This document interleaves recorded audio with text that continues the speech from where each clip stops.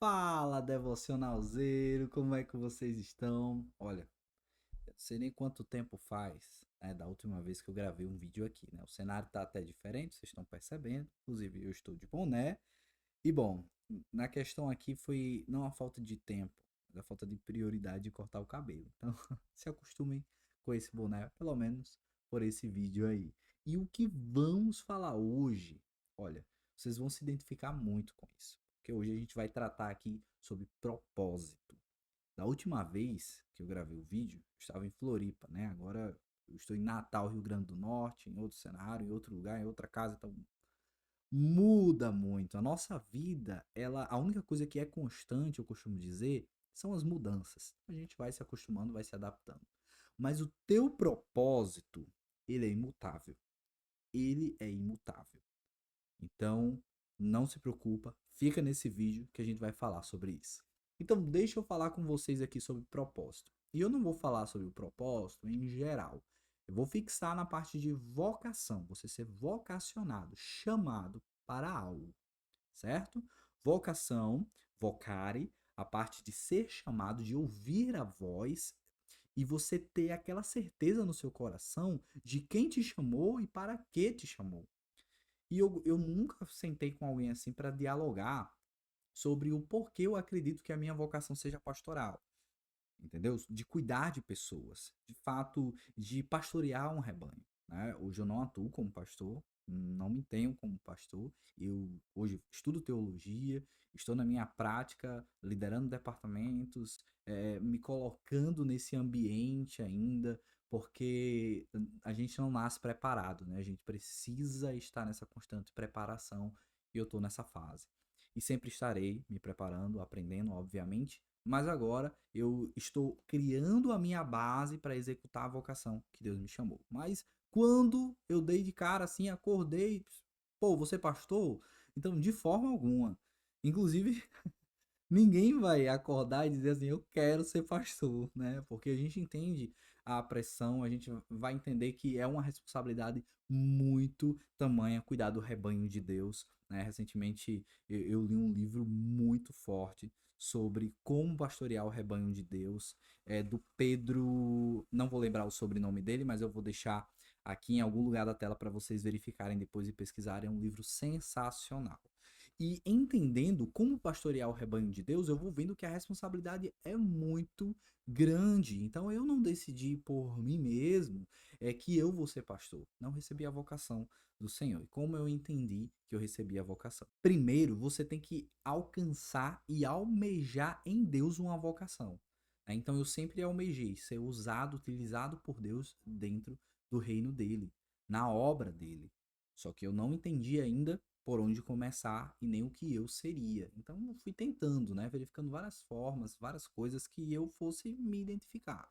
E aí eu sou músico também, multi-instrumentista, então comecei na área da música, atuando e gostei muito, gosto muito, inclusive atuo até hoje nessa área da música, mas eu entendia que ainda não era aquele lugar, sabe, aquilo que você sente no seu coração, você se identifica, é um hobby, mas você ainda não entende como vocação, como ministério, sabe? Como chamado, como propósito. Então, não, ainda não é isso.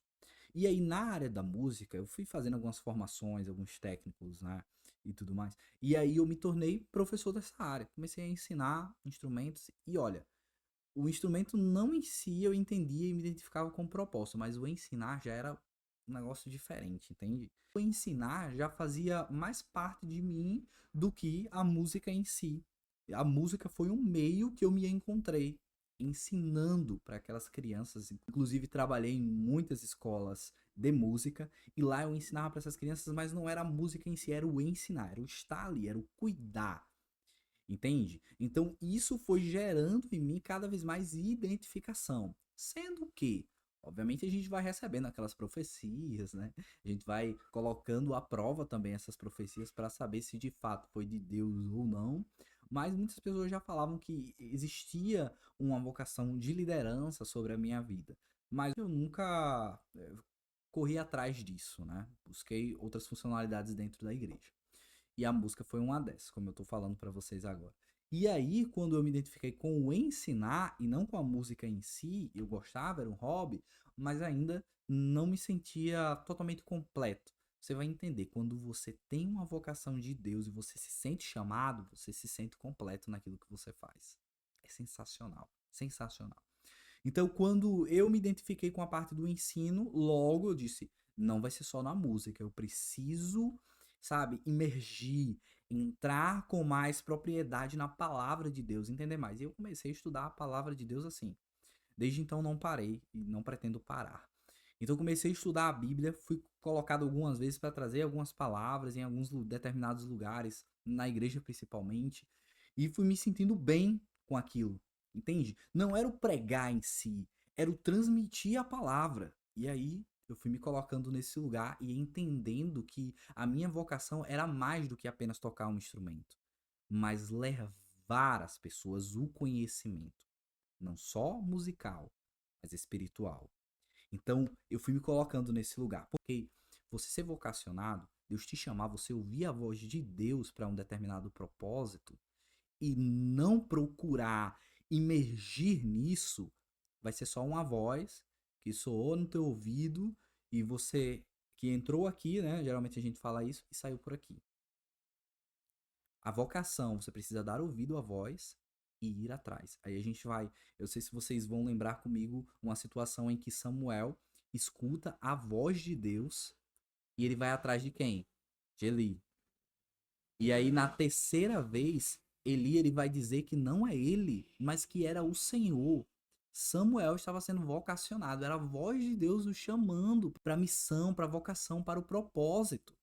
Só que o que Samuel ainda não tinha identificado? A voz do Senhor. Quando você identificar a voz de Deus, vai lá.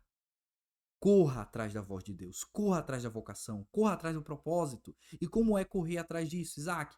Caminhar com os pés daqueles que de fato calçou a vocação de Deus. E se a minha vocação é o pastoreio, é o ensino, é o mestre, é o ensinar, de fato eu tenho que procurar isso, eu tenho que seguir esse caminho.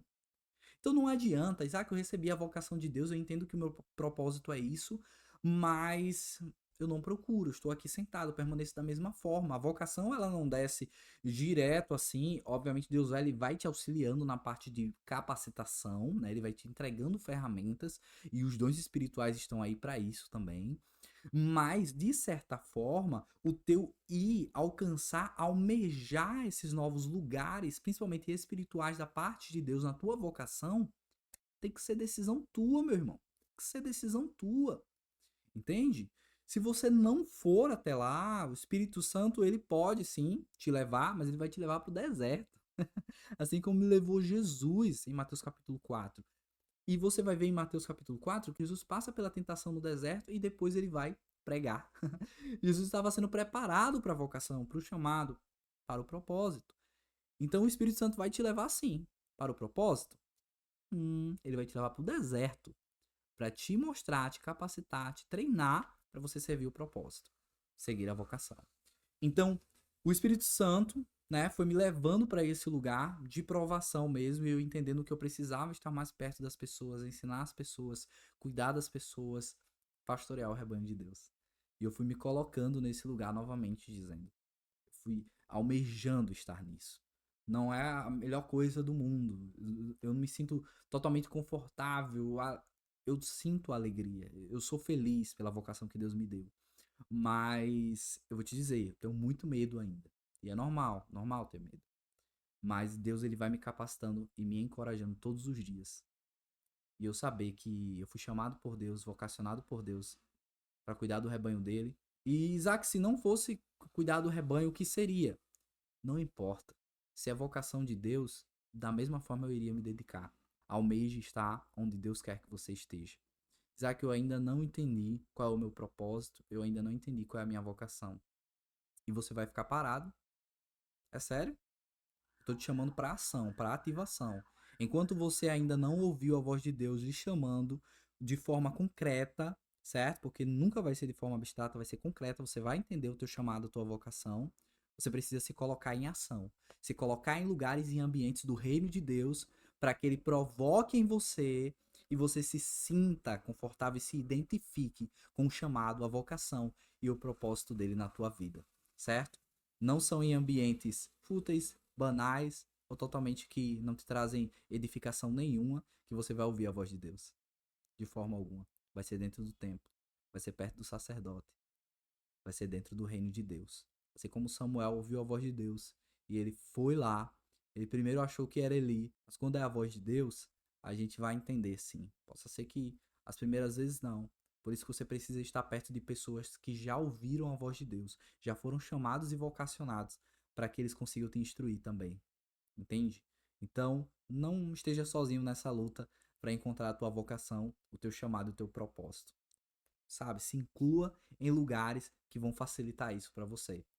E é por isso que você precisa estar comigo e juntamente com diversos alunos meus dentro do método HD, o método hábito devocional, onde eu vou te ajudar, né, a ter mais constância e inclusive entender qual é o teu chamado, propósito e principalmente a tua vocação em Deus, através do devocional diário, através do contato e a intimidade com Deus todos os dias. Eu sei que não é fácil a constância, não é fácil, mas com a metodologia exata que eu utilizo até hoje, para ser constante nos meus devocionais, para me encontrar todos os dias com Deus, assim como era no jardim, né? Adão tinha aquela intimidade com Deus e já era um hábito.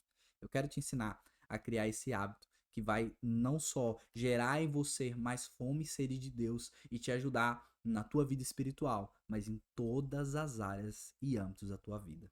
Pode ter certeza. Então, se você quer conhecer mais do método HD, eu vou deixar aqui abaixo o link.